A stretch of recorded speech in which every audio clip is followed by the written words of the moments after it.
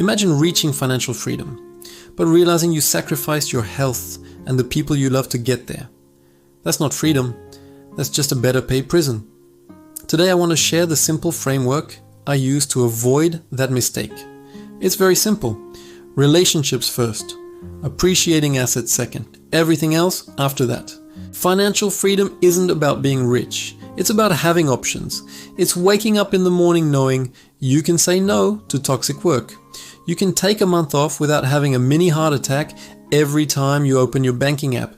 You can handle surprises. In simple terms, financial freedom means your lifestyle is supported by systems, not stress. And this is where many people get stuck. They work hard, really hard, but the things they buy keep them working hard forever. Let's simplify something that confuses a lot of people. An asset puts money into your pocket. A liability takes money out of your pocket. Most people only have one engine in their financial life, their salary. If the salary stops, everything stops. But when you start investing in assets, you build a second engine, then a third, and over time, those engines start helping to pay for your life. So, what are we talking about when we say appreciating assets? A few simple examples.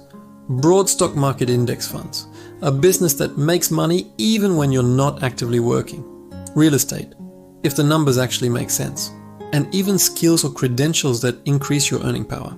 In real life, they often behave like an asset. And the goal here is not getting rich quick.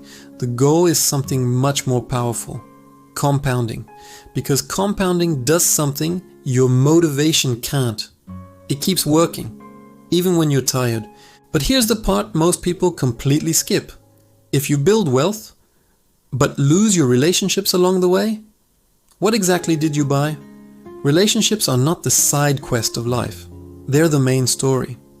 So when I say relationships first, I mean make time for the people who matter. Protect your health, look after your body, play with it, improve it, build trust, be present. Money is a tool. Relationships are a life. When your relationships are strong, you often make better financial decisions. Here's a simple order. Step 1. Stabilize, build an emergency fund. Step 2. Automate, invest automatically every month.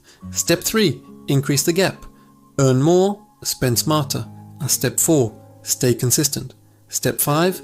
Let time work. Chase freedom, not status. Protect your relationships first.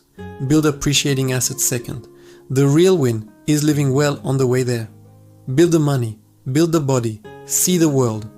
That's what stocks, squats and suitcases is all about.